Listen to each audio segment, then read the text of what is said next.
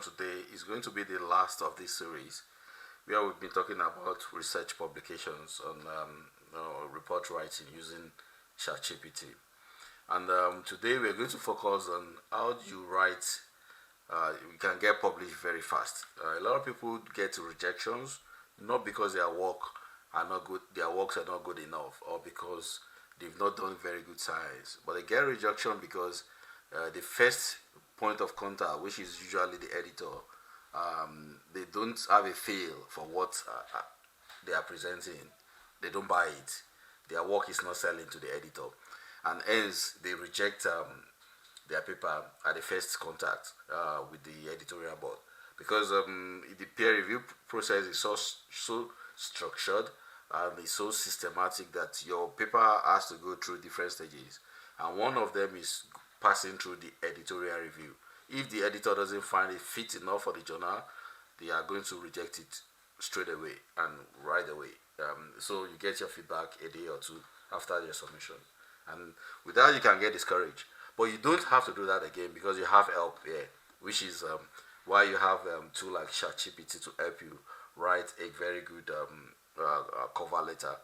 But saying that alone, you must understand what your cover letter needs to have.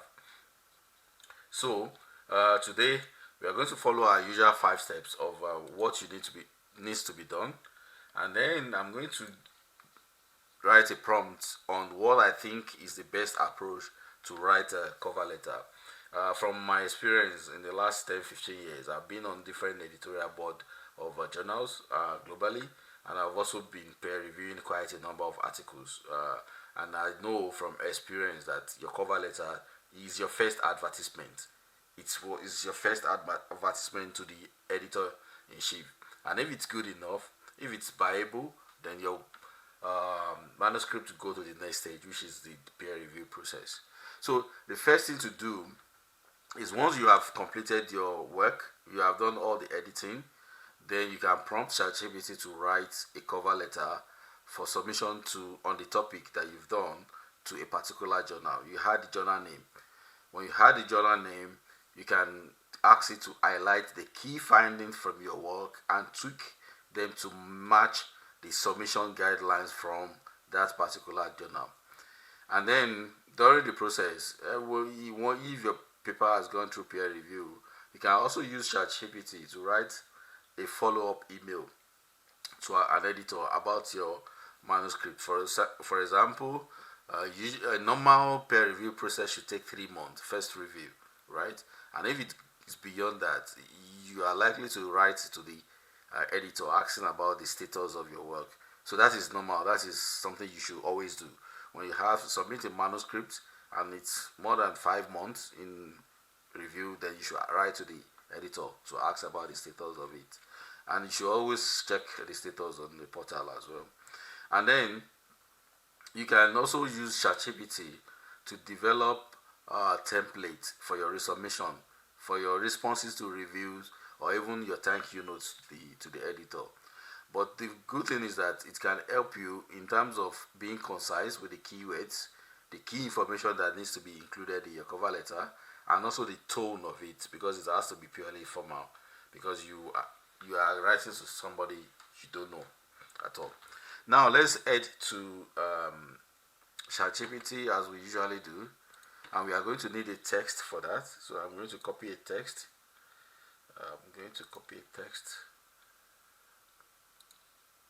And then we can use that text to write the cover letter. So let's see how big this text is. Okay, it's the one we were writing the other day. So we just copy and paste, and we paste it and say, okay, number 1 is develop a detailed cover letter for the manuscript below, asterisk, and at the end of it, asterisk, and then you enter. And it's going to write a cover letter, a detailed and professional cover letter for submission of this manuscript. is tailored for a reputable peer-reviewed journal in geology, geoinformatics, or remote sensing, because the work has to deal with that. And this is what it should normally be. Your cover letter should have your address, your department, your affiliation. It should have the address of the editor-in-chief, the journal name, and if there is a country. And then you start with their editor. I am pleased to submit this manuscript for consideration in your publication. And you tell them the new thing. You have to blow your trumpet here. You tell them the new thing that you're bringing on board, right? And what you have done that is so special. After saying that, it must demonstrate to the journal that it's a proper fit for the journal. So this paragraph is just about discussion of the new things that have been done.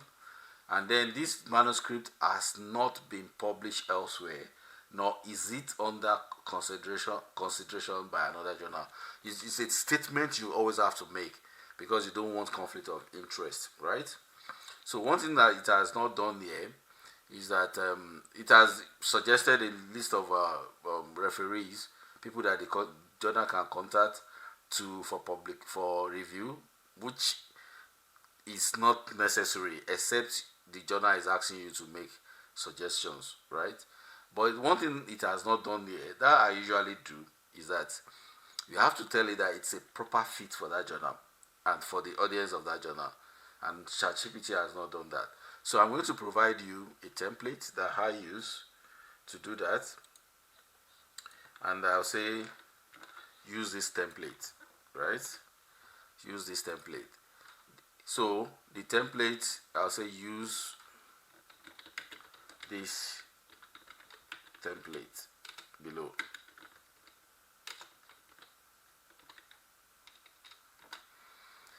So here, the first part is it has a valid OCD number to it, because we all have OCD numbers as our identifier as publishers or as researchers these days.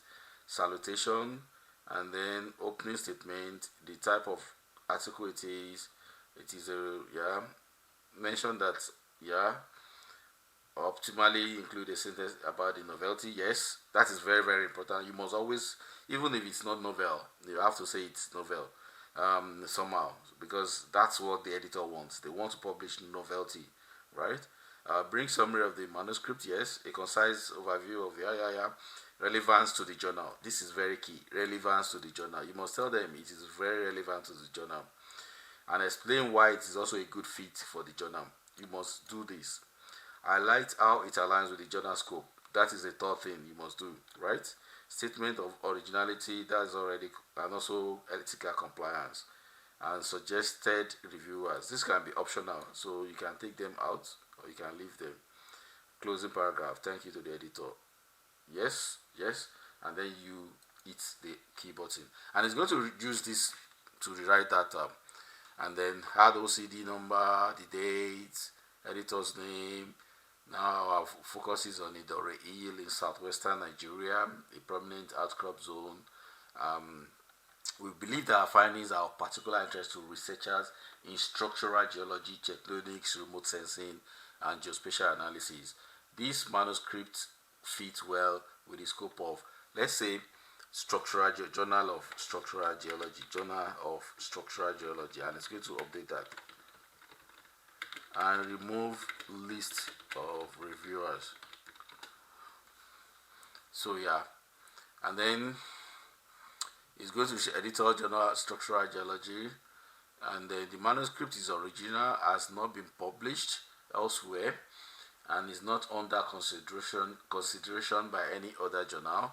All also have approved the final version and comply with the ethical standards. There are no conflict of interest to declare. Thank you for your time and consideration. We look forward to the opportunity to contribute to the Journal of Structural Geology, and are happy to address any. That is it. This way, you're telling it's a very good advert for your work, and the editor will likely, in most cases, will pass it to the next stage, which is the peer review process. One step you can take further is that you can do like this, which is something I'm coming back to later on, but I can do it here. Is that you can say, okay, suggest 3 good,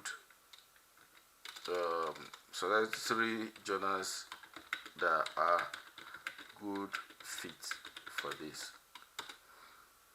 And it's going to look at 3 reputable journals. For example, Structural Geology 3.5, Geomorphology 4.0, High Impact, and it's going to give you reasons for that. MPDI, Remote Sensing 5.0.